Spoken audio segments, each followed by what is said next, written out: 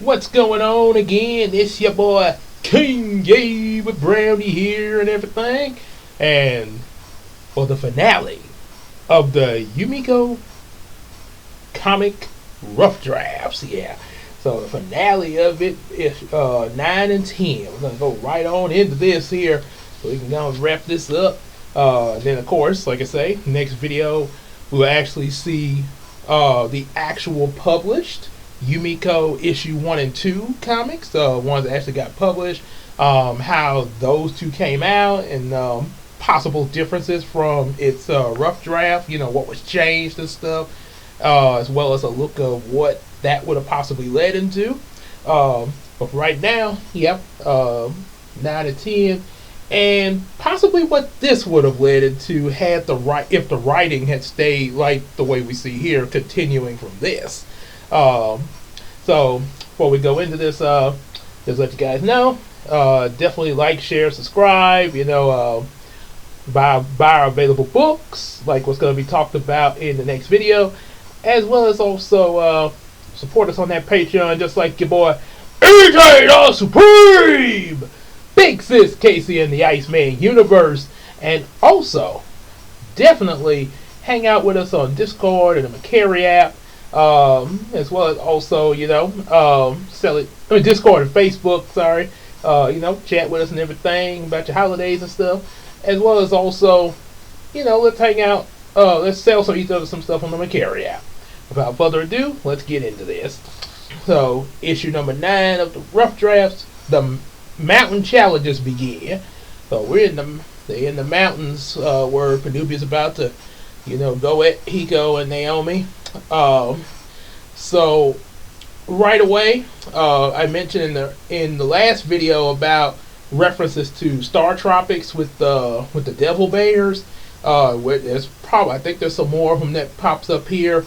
Also, this whole thing is a reference. What Naomi and Hiko are about to go through is a reference to, sorry about that, the first major level of Star Tropics number 2. So scene, so it goes. So you scene goes back. In the last time, actually no, it didn't end like this. It picks up where Naomi kissed Hiko really deeply. Penubian it's revealed Penubian is watching them in disgust, like, he's like, what do we have here? These sappy love moments, how gross. Saw enough of that in their dreams. Time to break it up before they ring the wedding bells and I do's. So he comes. So he appears as he makes a hologram of himself appear. All right, Mr. and Mrs. Lifetime, time to change the channel. The Lifetime channel on TV. They be doing a lot of romance and dramas there. Don't get me started with the Hallmark channel. Hiko asked them, where they are. Penubian says, "You're in my secret lair. As for what I want, well, obviously to destroy you along with your friends and that puppy." I'm not a puppy! Yeah, don't worry, I'm about to take care of him, Brownie. So Penubian states that everyone else is in a special void room in a deep sleep. So only Hiko and Naomi are about to face Penubian. Now, it is going to get pretty epic, don't get me wrong. But one thing, looking back on this, even though I'm the one that wrote this, looking back on this, I'm a little disappointed. You're probably like, why are you disappointed at your own writing? Not so much the fact of what's about the, well, okay, yeah. Okay, let me start over. What I'm disappointed about is, earlier they were talking about, and I'm sounding a little bit like a critic right now, but earlier we were just the last video they were just they were doing all this training. Julie was getting everybody ready with combat training, stuff like that, and the whole thing of perfecting what they could do. And, So you're probably so the first thing so if these actually were published, I would imagine that a reader would like I am would probably some maybe not every reader, but some readers might not feel too happy about like they probably might be expecting like everybody to go up against Padubian, sort of like a whole Avengers showdown type of thing. But instead, it's just Hiko and Naomi facing Padubian and all the different forces that he's about to send at them. Just the two of them. Again, it's not bad of them facing Padubian, but yeah, you would think that the whole gang would actually go in there. Like they say in Yu-Gi-Oh, we're all in this together.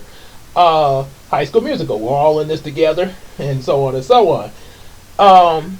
Funny enough, when before this was rewritten, like the last two in the video, the last issue in the video from the last video, if it wasn't before the rewrites, issue 8 was about to lead into everybody coming to face Padubian and come to Hiko's assistance there. And Naomi was captured, sort of the damsel in distress. Now, one good thing I will say, now I know some people get really critical about the whole damsel in distress thing. It's all that, like, well, why always be the damsel in distress? Why? So, now my thing is not, I mean, it's not. I mean, if it's over now, I can understand that being overplayed at times. Like sort of like Daphne and Scooby Doo. She sort of was a little upset about I'm always the one captured and stuff like that. And people seem to be on Kimberly from Power Rangers on her case about being the damsel in distress. Even though there are times where she really holds her own in battles and stuff, and also really provides great moral support like Taya does in Yu-Gi-Oh. So in this case, the good thing is Naomi's not the damsel in distress like she was earlier. Now, of course, because she was in a whole new world, she had no idea where she was at in the earlier issues. So something happened to her. Yeah, I mean, okay, yeah, as caught her by surprise. So of course, she so of course Hiko was there to save her. And now in this case, it's sort of returning the favor, where and leading into both her and Hiko working together. So yeah, you do. So it is good that it's not like constantly like the like okay, like she was a damsel in distress earlier, but she's not constantly in that position all the time. But it does kind of undermine everybody else being involved, like what was going to happen before the rewrites for this rough draft. So it's possible that if I had continued the comics, because that was another rewrite when I actually got to the published comics, that it could have led to everybody going up against Padubian or possibly something different. But as for here, yeah, as they say in Young Justice, it's a little underwhelmed. So, so that's the thing that kind of disappoints me. Like I say, I like that Naomi's not the damsel in distress again, her and Hiko working together, but I don't like the fact that everybody else is sort of excluded there instead of included. So yeah, you don't get the whole team fight against Padubian there. But hopefully we can do things better with the novels as we continue to go along. So sorry about that little ramble there. So he mentions everybody's in this special void room, and he's like, and then he comes at Naomi like, "Thanks to you, little girl, for making everybody go to the hospital to tend to you. That was a lot easier to implement my plan." I snuck in early this morning and put everybody to sleep by magically amplifying the nitrous oxide, the stuff that's used to put you out in the hospital when they get ready to do surgery and stuff. See, so so now he's so Panubi said they have to defeat his challenges.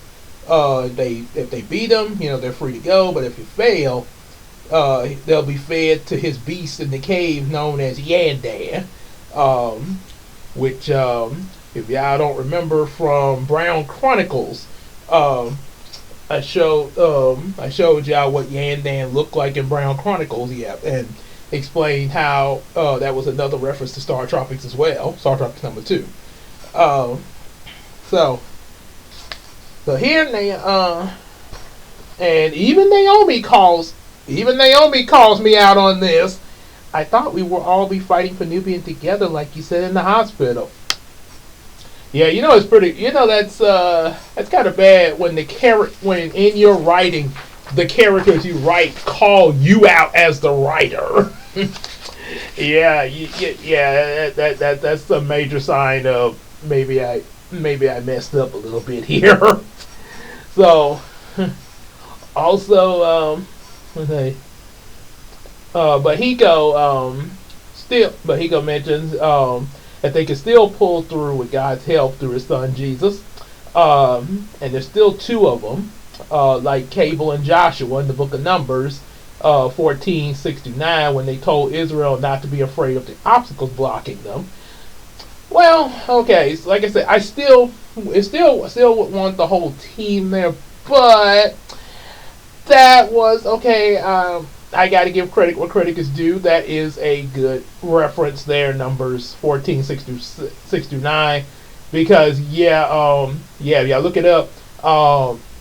Those of y'all who hadn't read that in the Bible, Cable and Josh, this was when Moses was still leading Israel, and what it was, they were spying out the land that they were going that God was going to give Israel. Because remember, he mentioned about taking the promised land flowing with milk and honey. So he told, he said, well, okay, we're going to send spies to spy out the land. One from Cable, Joshua, and it was 10 others with them. When the 12 came back, the report that 10 of them gave was really bad report. They was like, well, there is all the stuff that God promised us is over there, but man, there's some giants over there. We look like locusts to them. There's no way we're going to beat them. And Cable and Joshua were like, no, we saw that too, but we can take them. Yeah, we got God on our side. We can take them. Because let's think about this for a second, Israel. God sent like a bunch of plagues in Israel that got y'all out of Egypt. Then parted the Red Sea for you to get across, telling and then put it back where Egyptians couldn't come after you anymore. And you doubt the fact that you can go up against giants? Need I also remind you that God has fed you in the wilderness with manna from heaven? What more needs to happen for y'all to... Okay, I did.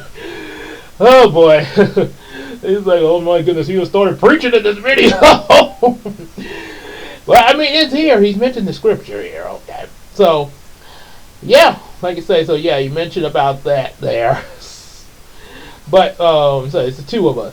And, they always, and there's also the saying that when two or more is gathered together in agreement in prayer. So,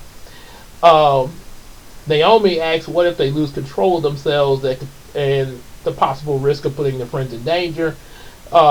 Julie reminds her that Hiko reminds Naomi about the fact of how Julie had trained them of how to focus and everything, and if they and that him and Naomi we can help each other stay in control. So they go through. Next room that they go in is filled with some ice monsters.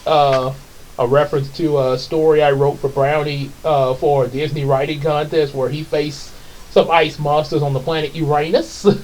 And also there was some, I think like snowmen or something in Star Tropics 2. So, but I put ice monster, so it's more from Brownie's little story there. So, Naomi, she concentrates on the water and the air. Glacier Spear Smash. And let's see what happened before this. Glacier Spear Smash, and forms a shape out of the water in the air. Forms a spear-shaped glacier, firing it at the ice monster, smashing it to pieces. But they come together. They start reforming. The pieces start reforming the ice monsters. He goes like, these are ice monsters. I wrote about Brownie fighting them in order to save a Mercurian princess. We need fire to beat them. Because, fire beats ice there. But how are we going to get fire as cold as it is in here? Suddenly, a herd of golden buffaloes charges into the room. You're going to be here. Remember the golden buffaloes from Brown Chronicles? He said, Hiko says, I have an idea. So he focuses on the rocks nearby. Rocky barrage. And he hurls the rocks rapidly at the buffaloes, knocking them down. This makes the buffaloes angry. Now listen carefully.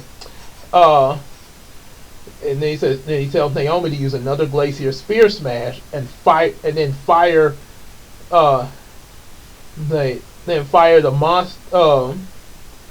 glacier spear smash, then fire the monsters at the buffaloes on his signal. So she does another glacier spear smash, forms it, and fires it at the ice monster, smashing him to pieces again. And then Hiko says, "Enter Beast Inferno." He raises the buffalo's body heat extremely high until they burst into flames. The anger inside them, and all that, their body heat. And he says, "Now, Naomi, icicle assault." And she fires all the broken pieces and reforming ice monsters into the flames. All the ice and monsters melts in the fire, and then the fire dies after all the ice is melted. Now that's a interesting combo there. And now they have to keep this up. So they go to different rooms facing multiple enemies like golden buffaloes, red and orange devil bears, zombies from the abandoned store, and eventually they get to a empty room with a star marked with a star, diamond, and an X. And they have to choose carefully. Suddenly Naomi's able to see Aurora, who she was mentioned about earlier, going into the star room. So she has Hiko to follow her, and they follow Aurora, and they go through a star again, X, diamond, star, diamond, and X. And this and that's another reference with Star Tropic, because there actually is at a certain point in the first level you get to where you see these markings, and you have to follow them in a certain pattern. X, star, diamond. It's a certain pattern you have to follow, but if you get it wrong just once, you have to start over. And I know that from experience, because for a while it took me a long time to figure out what the pattern was. Turns out, and of course somebody, obviously, with all the, on YouTube, you got all these Let's Play, and them playing the game on YouTube and stuff. So obviously somebody would have the actual instructions, but I think, but somebody pointed out, and I did not know this until I saw the Let's Play. The answer to that pattern was actually in this cave, right before you go to in the first level, before you start it. You have to go to this other cave where all these cavemen are, and there's somebody you talk to. They don't speak, but they have paintings on the wall, and the paintings tell you the exact pattern. They pretty much tell you the answer. So. Yeah, but see, I did not know that. So now I do. So then eventually they get to the room where Yandan is at, and they spot him eating some golden buffaloes, sort of like in Star Tropics when you encounter Yum Yum. He's eating wild boars. So he goes like, well, let's take him out quickly before he finishes with a combo attack. Okay. And they come by Blizzard Twister, and the blizzard engulfs and freezes Yandan, sending him up to the roof of the cave. However, Paper Eater and Space Bite enter, firing fireballs and lightning blasts through the room, blowing up the remaining buffaloes and blasting the walls. And Penubian and the monster shows up, referring to the monster turtle. Well. Looks like the lovebirds arrived. And what an unexpected surprise. And by unexpected, I mean completely expected. Welcome to the final challenge. And that line, completely expected, that was something I heard from Doofusburg in Phineas and Ferb, when he said, Perry the Platypus, what an unexpected surprise. And by unexpected, I mean completely expected. And then there was another time he did that same format, but instead he said, your timing is uncanny. And by uncanny, I mean completely canny. And the trap. So, we continue over to the final rough draft here. Issue number 10. Magical Discoveries. So let's take a look. So, he's like, let's see. What do you say? A mechanical trio. Oh, that's right, because the Monster Turtles are robot too. I forgot. Now my mechanical trio attack. Monster Turtle jumps up toward Hiko and Naomi. They're sort of taking the spotlight away from Yandan a little bit, you know.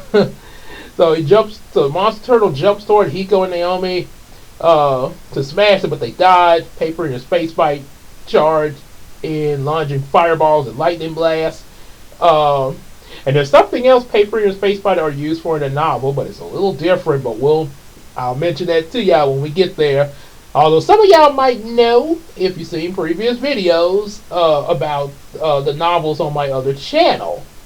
But if that's the case, don't spoil it. Don't go put it in the comments. And reason I say that because for people who don't know, that don't spoil it for them. Hika says, Pyro Shocker. By combining the fireballs and lightning blasts into a large spear, he hurls it into the Monster Turtle, knocking him into the wall. But Paper and Space Fight launch more. Inferno Shock Bind. This time he uses the blast of fireballs, turns them into whips to tie up. I think both the blast and the fireball, the lightning blast and the fireballs into whips to tie up the Monster Turtle, Paper Eater, and Space Bite. Tie them all up together. Naomi says, so do we finish them now? Hiko says, not yet. I'm going to try to take control of the machines. And Benubi's like, oh no you don't. And in cases Hiko in a magical field. But Naomi gets really upset. Oh yes he does! Howling Blizzard!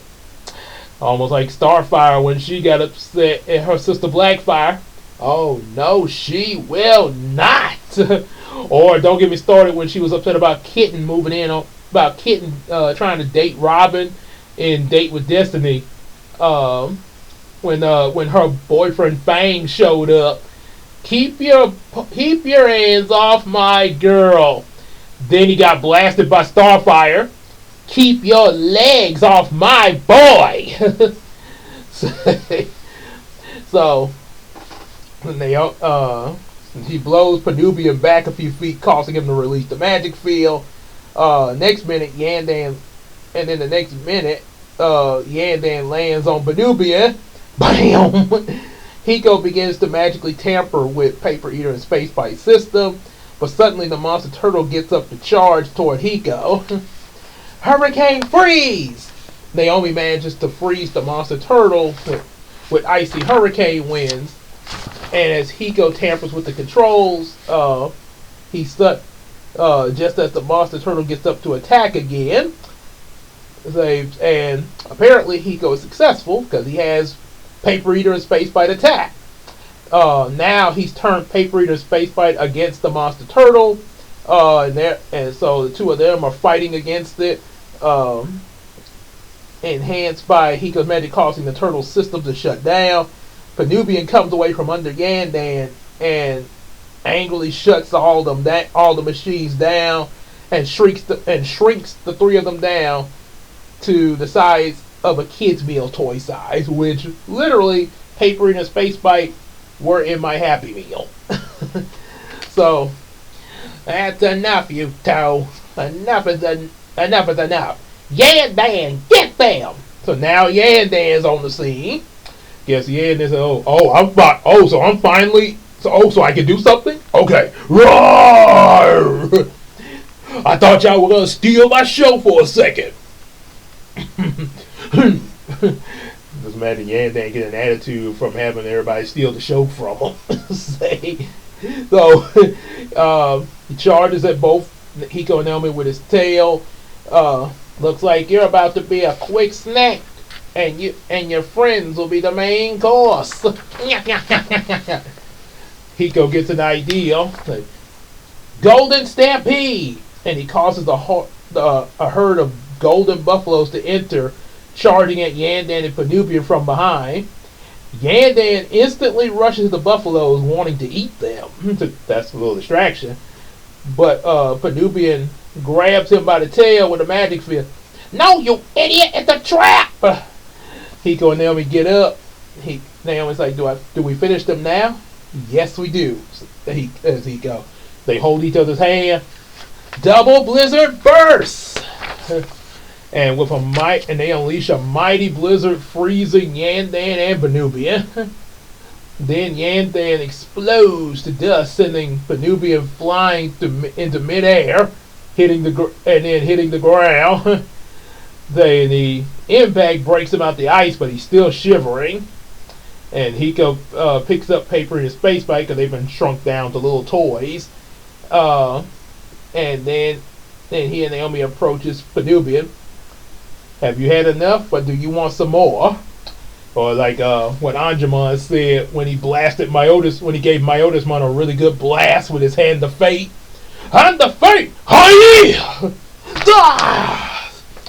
Have you had enough, or do you want some more? I was actually about to ask you the same thing. So Panubian says, you hadn't seen the last of me! And he vanishes, and the door opens. And they notice Aurora going through the door, so Hiko and Naomi follow, and there's a room with two stands. One has a pocket watch, and the other has a fox emblem flute. Both of them having little necklace chains on them. A flute and a pocket watch. Are we supposed to take them? And this time they can both, not only Naomi, but even Hiko can see Aurora now when Aurora answers them yes. And Hiko's like, who are you? And Naomi says, that's Aurora, my guardian night fox. Your guardian? Okay. And Naomi explains she imagined her when she was younger to have someone to talk to when her parents weren't around. Then 2 years ago she became real. However, she didn't tell anyone about her back then except her parents. But since she was the only one that could see her, obviously her parents thought, her imaginary friend. Okay. Oh, okay, yeah, we see her too. Yeah, you know how a lot of times parents do when, us as kids, we have our imaginary friends. Like, don't sit. No, he's sitting there. Okay. So, and yes, I had not just the, and when I say imaginary friends, I mean the ones that we as kids can only see. Of course, Brownie and the other plush toys would count as imaginary friends, but they do have a physical state. It's just, they're in reality, inanimate object, but in imagination, they do exist. An imaginary friend would be like back when I, one time I imagined I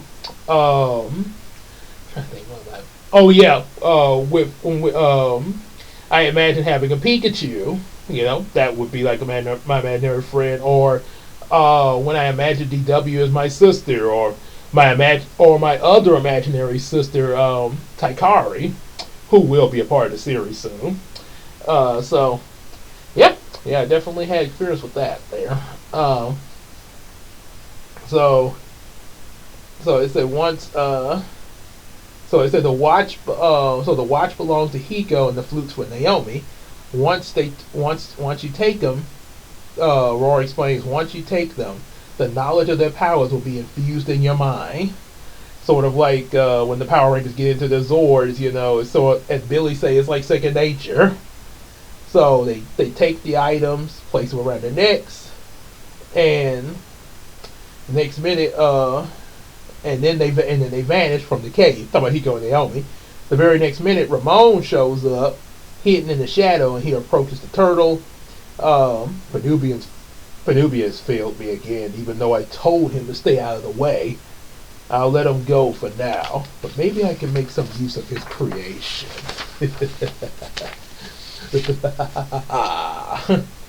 Hiko and Naomi appear back in the hospital room, and Naomi asks, so this means everything's back to normal? Well, I guess for now it is, and a little more. More of what? Well, fighting evil monsters, these items, Guardian Night Fox, and you kissing me earlier? Does this mean we're boyfriend and girlfriend now? And Naomi, it can. I've heard people talk about it, and my parents say they were boyfriend and girlfriend before they decided to marry each other. However, I never fully understood what it means. Will you help me understand it? I'm pretty sure Hiko would.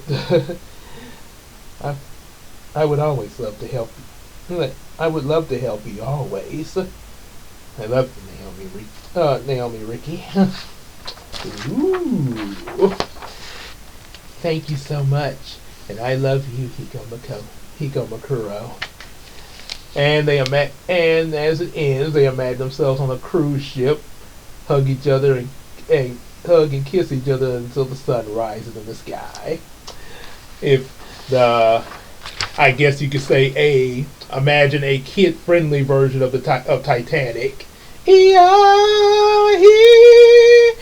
There's nothing I will, and I don't know all the words, and not singing it too well. Just being kind of silly right now. Okay. Yeah. You get the idea now.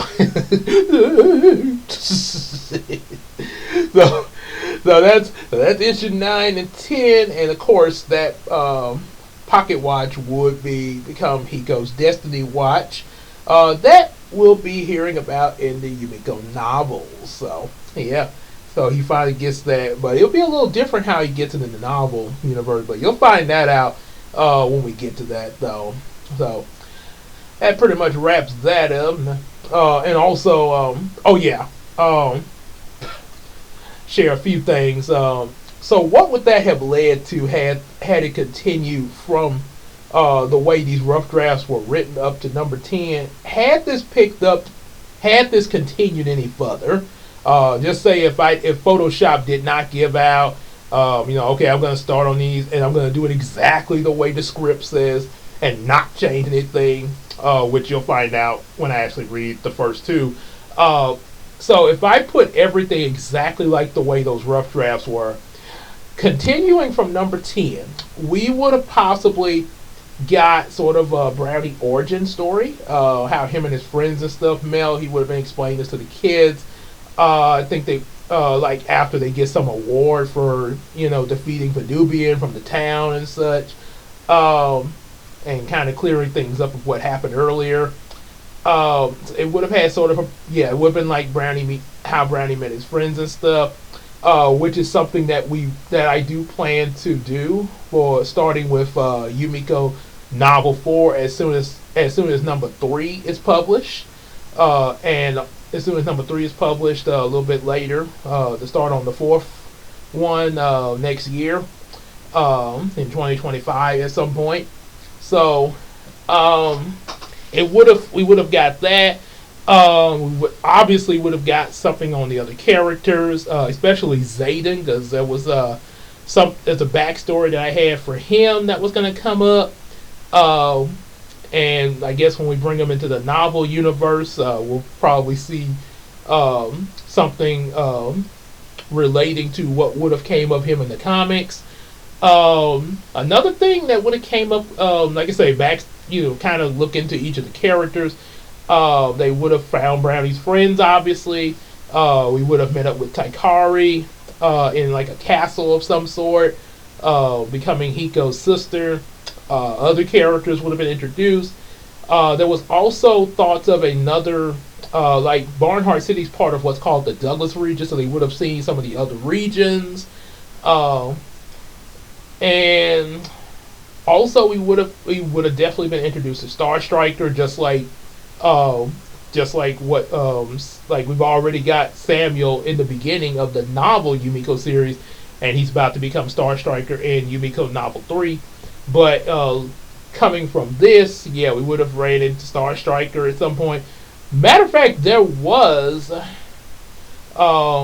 I might, if I can find, I'm not sure if I can pull it up, pull up what I wrote on it there, because I'm pretty sure it might be still saved in here. But if I could pull that up, I would share with you guys about what a Star Striker series would have been like back then, because there was thoughts of having a Star Striker series alongside this Yumeko series, where he was still in, I think where he was still in Shreveport and kind of doing his own thing while these kids were in Yumeko. So yeah, there would have been that going on, and at some point they would have kind of met up with each other. So yeah, would have gotten that, and a lot of other things. So as of now, next video pertaining to Yumeko, we talking about those the comics that got published,